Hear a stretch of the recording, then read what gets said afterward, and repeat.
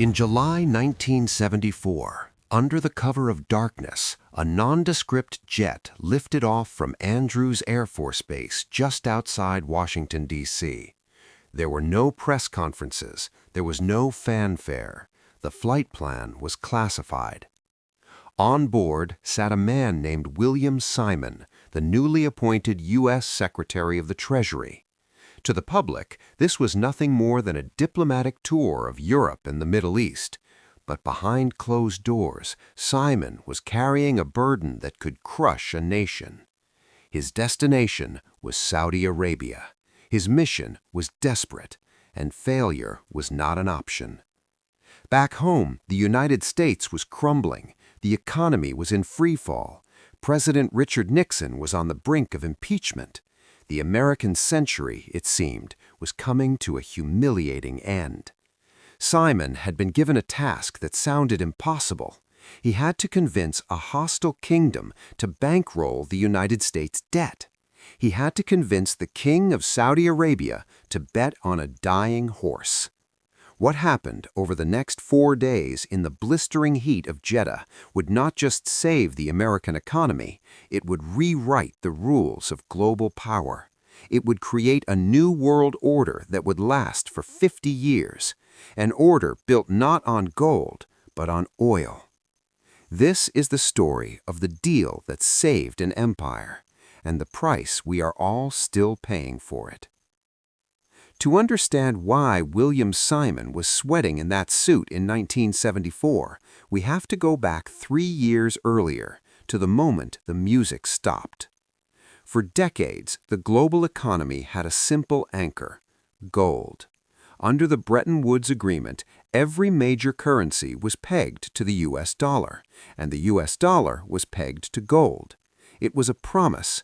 It meant that if you held a dollar, you held a piece of the United States gold reserves. As long as the gold was there, the dollar was king. But by 1971, the vaults were emptying. The cost of the Vietnam War and massive social spending programs had drained the treasury. Countries like France began to suspect that America was printing more money than it had gold.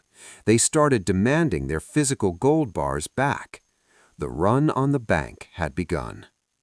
On August 15, 1971, President Nixon went on television and dropped a bombshell that shattered the global economy. He announced the temporary suspension of the dollar's convertibility into gold.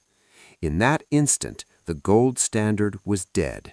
The dollar was no longer a claim on anything tangible.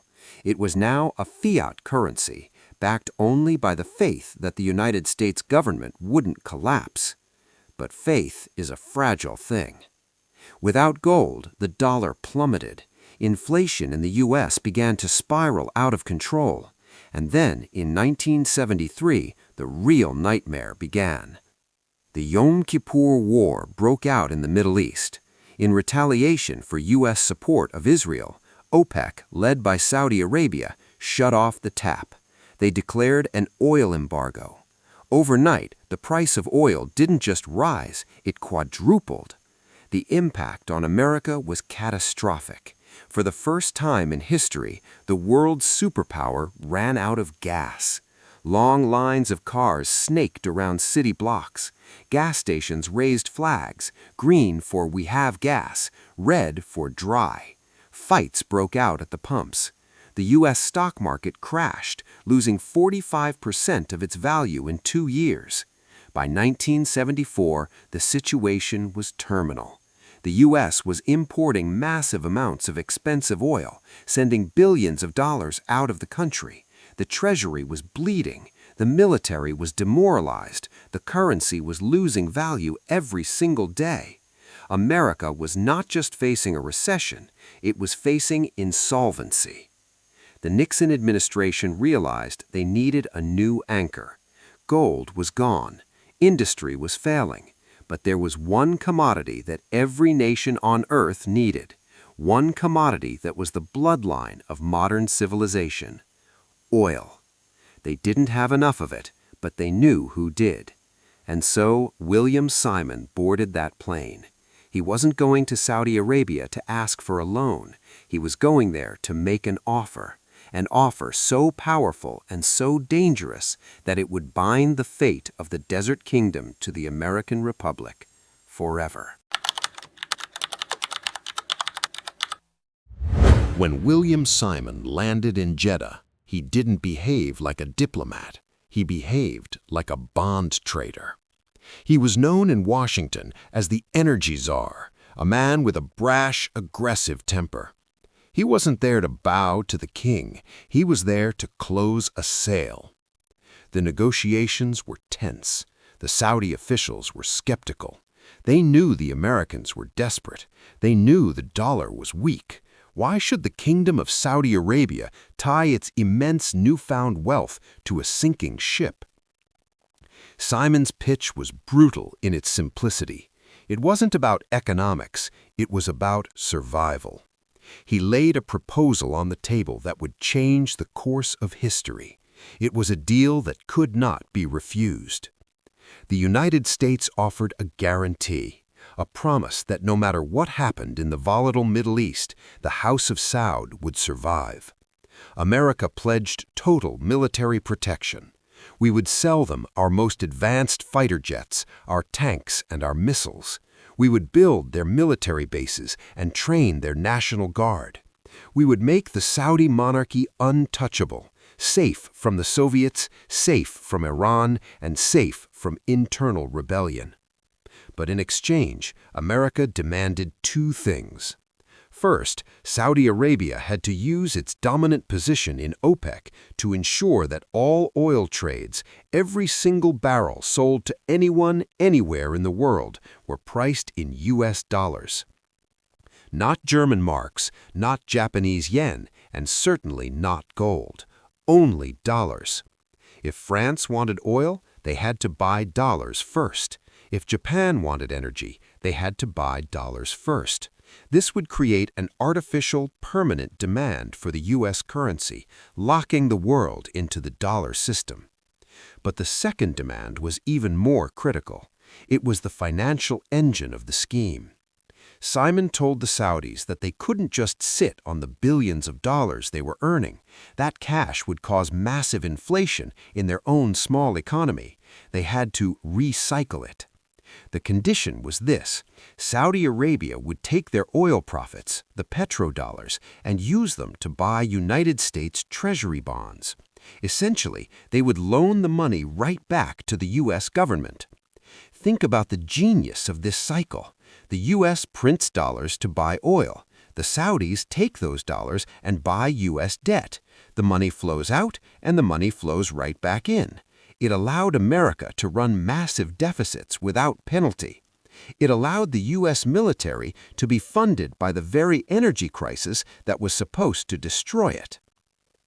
King Faisal agreed, but he had one final non-negotiable condition. The king knew that if the Arab world discovered he was financing the United States, the greatest ally of Israel, he would be branded a traitor. It could lead to a revolution. So he demanded total secrecy. The purchases of U.S. debt by Saudi Arabia were not to be reported publicly. They were to be hidden in the Treasury's books under a generic category called add-ons. For over 40 years, this secret was kept classified. It was illegal for U.S. officials to disclose exactly how much of America's debt Saudi Arabia owned. The deal was signed. The handshake was made. William Simon flew back to Washington a victor. He had secured the financing for the American empire for the next half-century, but he had also forged a chain that would drag the United States into every conflict in the Middle East from that day forward. The petrodollar system was born, and with it, the age of infinite American debt began. With the Saudi deal in place, the United States pulled off the greatest magic trick in economic history. Suddenly, the U.S. dollar didn't need gold. It had something better. It had the constant, insatiable global hunger for oil. Here is how the magic worked. Because every country needed oil, every country needed dollars. To get dollars, they had to send real goods to America. Japan sent Toyotas, Germany sent Mercedes, China sent electronics, and in return, America sent them printed paper. It was the ultimate free lunch. The United States could run up a credit card bill that never had to be paid off. Inflation wasn't a problem because we simply exported our inflation to the rest of the world. We lived beyond our means, financed by the very nations we were competing against. But a system this unfair requires more than just handshakes to maintain. It requires an enforcer. The petrodollar wasn't just backed by oil, it was backed by the U.S. military. And God help anyone who tried to break the chain. For decades, the system held firm, but in the early 2000s, cracks began to appear. Some leaders started to ask the forbidden question, why do we have to sell our oil for American paper? Enter Saddam Hussein. In November 2000, Iraq, which had the world's second-largest oil reserves, made a bold announcement. Saddam declared that Iraq would no longer accept U.S. dollars for oil. He demanded payment in euros. He called the dollar the currency of the enemy state. It was a direct declaration of financial war. And at first, it worked. The euro was rising. Other nations watched closely.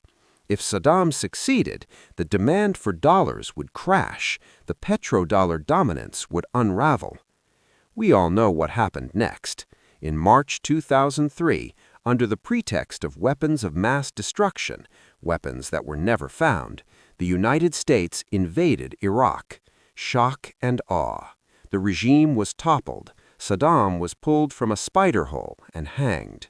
And one of the very first things the U.S. occupation government did, they switched the sales of Iraqi oil back to the U.S. dollar.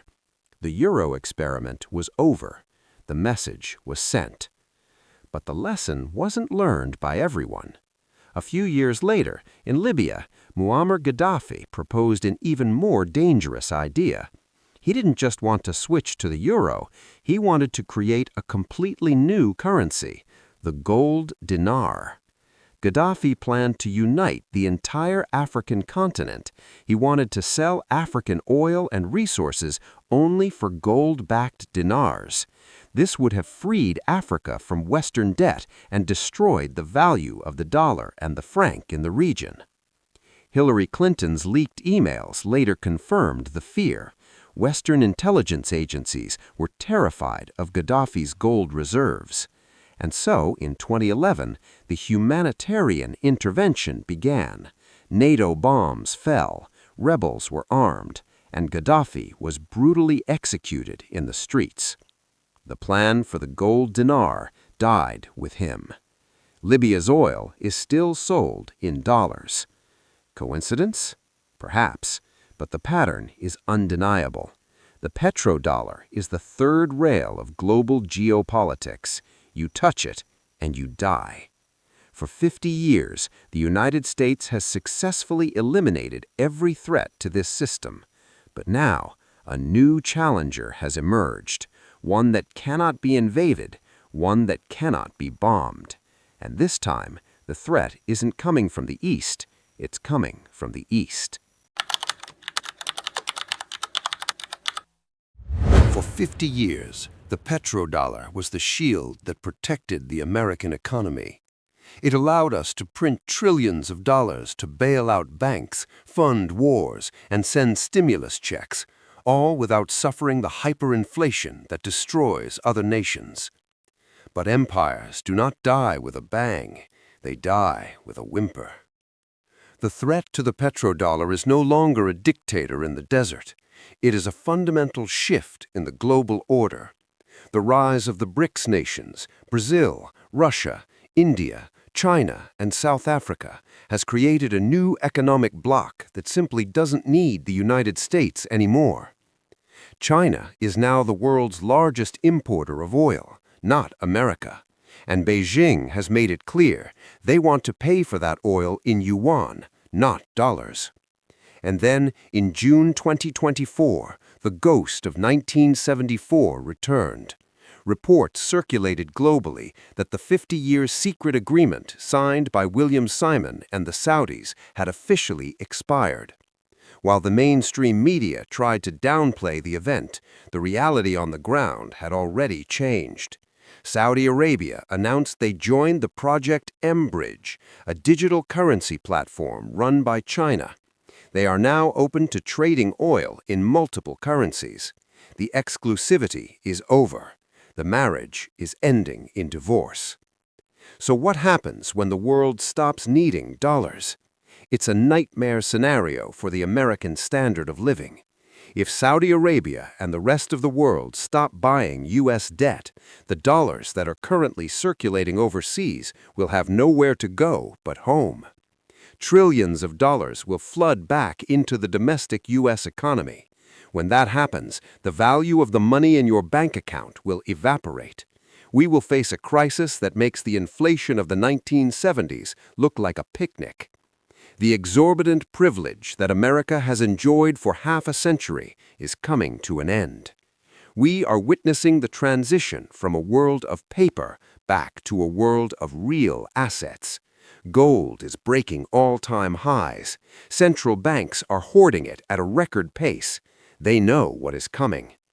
In 1974, a secret deal bought the American empire an extra 50 years of time. It bought us cheap goods, powerful fleets, and the illusion of infinite wealth.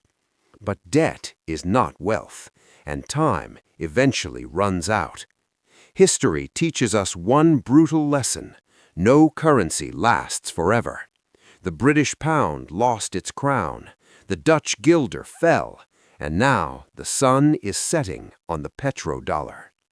The question isn't if the system will collapse. The question is, what will you hold when the paper burns? This was the story of the most important financial deal you were never taught in school. If you want to understand the forces that are actually shaping your world, forces they don't talk about on the evening news, make sure to subscribe. The history books are being rewritten right now. Don't be the last one to read them.